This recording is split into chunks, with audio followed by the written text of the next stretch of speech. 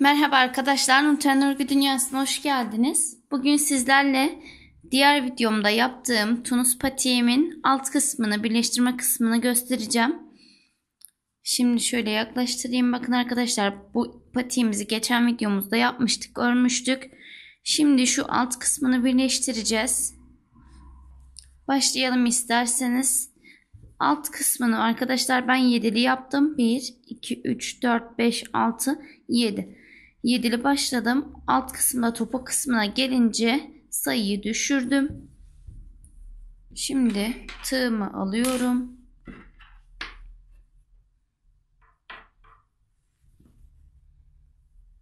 Bir tane zincir çekeceğim.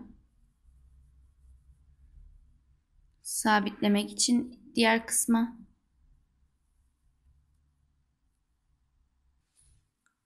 Evet, şimdi şöyle tam orta kısmından sayalım arkadaşlar. Şöyle ayıralım. Bakın şu kısım oluyor. Tekrar bakalım. Bir burada. 1, 2, 3. 3 burada olacak. Bir ortada 4. 3 de burada 7. Tam şu kısmı arkadaşlar tığımızı şöyle batıralım. Evet, şu kısım arkadaşlar. Tekrar sayacağım ben. 1, 2, 3. Evet, şu kısmı arkadaşlar batıyorum. İpimi sabitliyorum. Bu şekilde. Şimdi tek tek buraya batıyorum bu şekilde. 2, 3, 4, 5, 6, 7. Evet arkadaşlar, 7 olacak ama ilk başta ikili çekeceğim için bir tane buraya yapıyorum. 8 ediyor. Bakın bu şekilde ikili çekiyorum. 1, 2, 3, 4, 5, 6 ve 7. Şimdi arkadaşlar burayı böyle yaptım. Şu ipimi tutuyorum, bırakıyorum. Ve ilk başta bakın şuraya batmıştık arkadaşlar. Sıradaki ilmeğimize batıp şöyle ipimi içinden geçiriyorum. Tek tek bakın arkadaşlar örüyoruz. 2, 3, 4, 5, 6 ve şu ikiliyi bir alacağız. 7.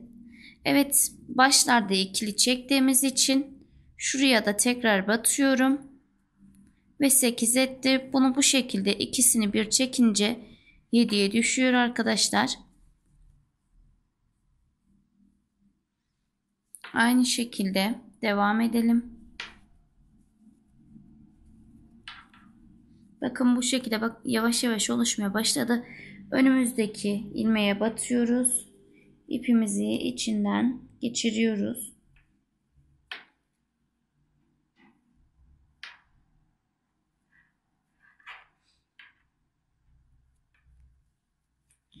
Şimdi devam edelim arkadaşlar aynı şekilde.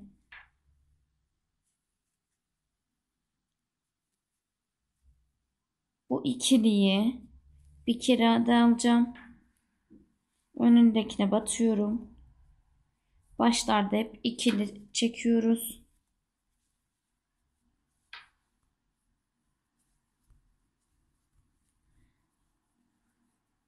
Bırakıyorum ve sıradaki ilmeğime batıp şöyle tığımın ucuyla alıyorum.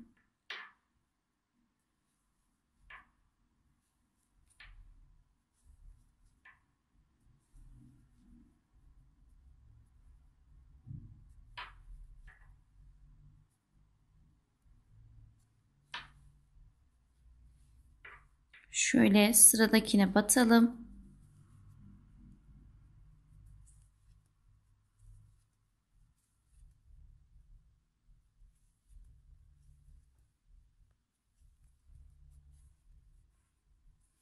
Sıradakine batıp tekrar Bu işlemi yapıyoruz.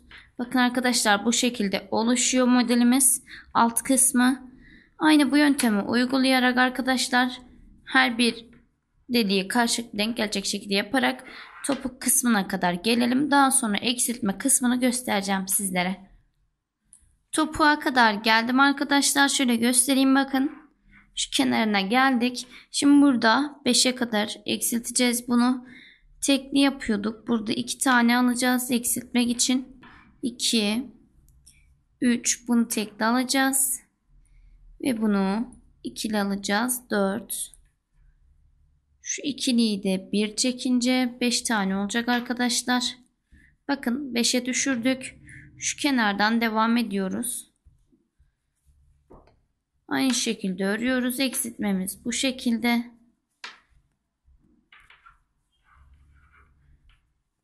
Şöyle kenarını şuraya batarak.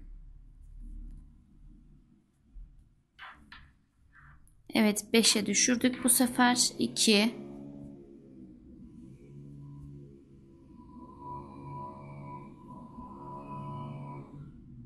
Bakın arkadaşlar 5. Şöyle batıyorum.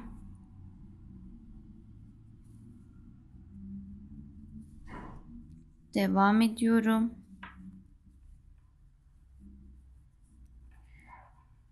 Önündekine batarak bakın şuradaki deliklere bacakların şöyle üstlerine bataraktan devam edeceğiz. Biraz sert olduğu için zorlanıyoruz arkadaşlar. Şöyle çekelim.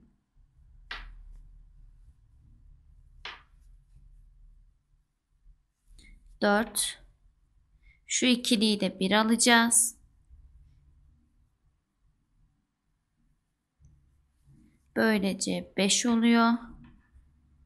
Şuraya devam ediyorum.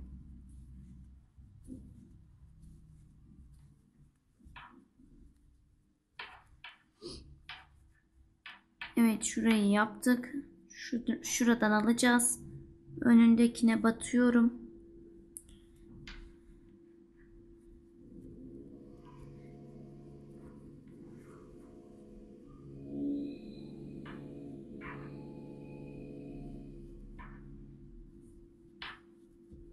Evet arkadaşlar bu işlemi uygulayarak devam edeceğiz. Bu şekilde örelim ve şuraya kadar gelelim. Evet arkadaşlar topuk kısmını da tamamladım. Şöyle göstereyim. Bakın kopardım ipimi bitti. Patiğimizi bu şekilde tamamlamış olduk. Altında yaptık. Şöyle göstereyim. Bakın bu şekilde ve bu şekilde bu maket ayakta gösterilen hali arkadaşlar. Bu da düz bir şekilde ördükten sonraki bitmiş hali. Bu şekilde arkadaşlar patiğimiz.